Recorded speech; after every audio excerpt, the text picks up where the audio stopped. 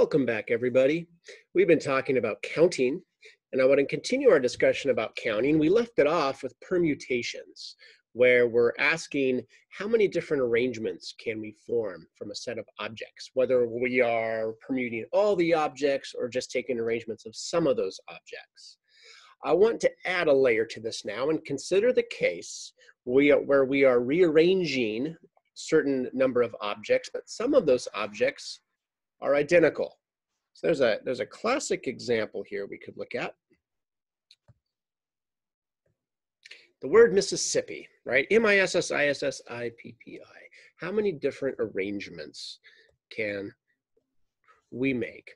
And so the issue here clearly is that if I were to rearrange those letters, like let's say I said, okay, well, I am I-S-I-S-S,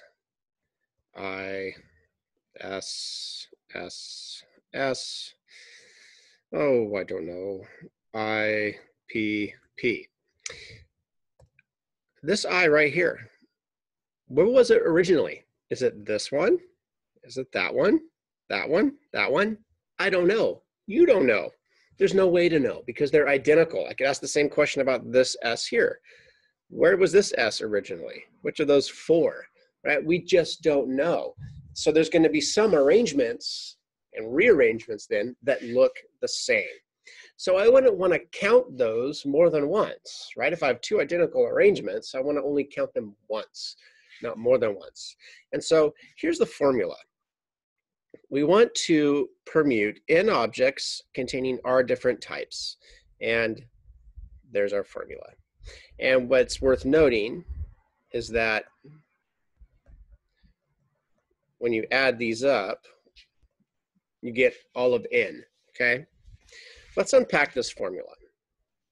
Let's say I have the letters A, B, B, and C.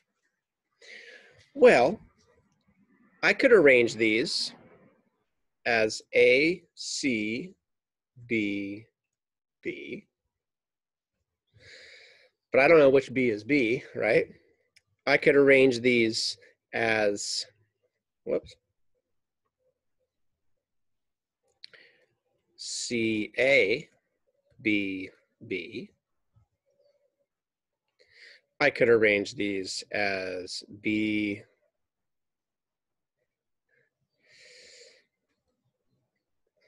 A, B, C, B, C, B, A. I could do A, B, C, B. I could do C, B, A, B.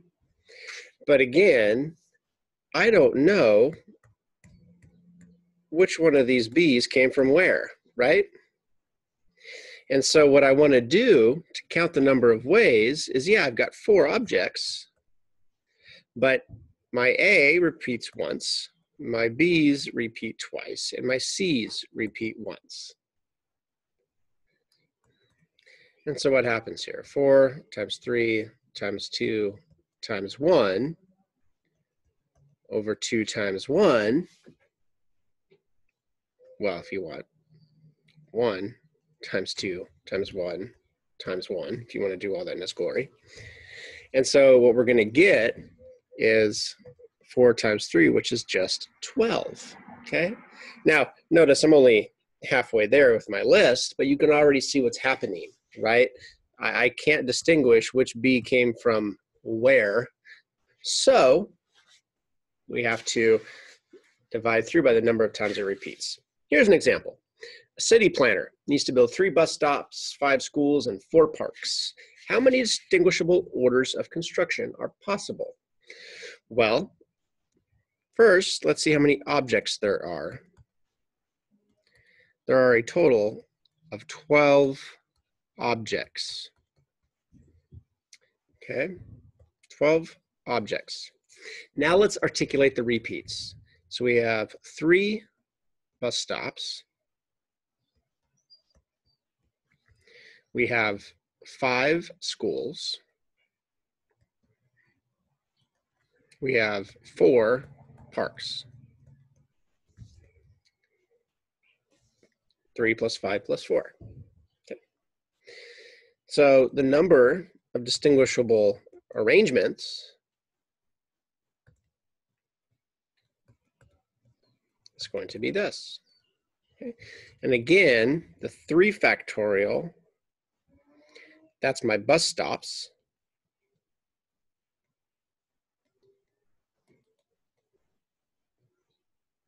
The 5 factorial, that's my schools. And my 4, that's the parks. Okay. So let's see what we get. Well, what I'm going to do first, and yeah, you could use a calculator, but what I'm going to do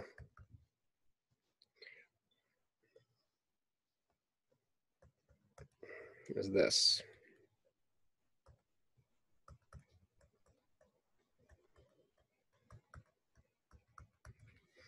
So I took my numerator, got it down to the 5 factorial so I can cancel my 5 factorials.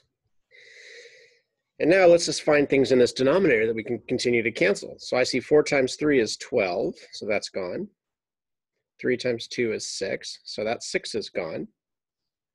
I've still got a 2, so 2 goes into 8 4 times.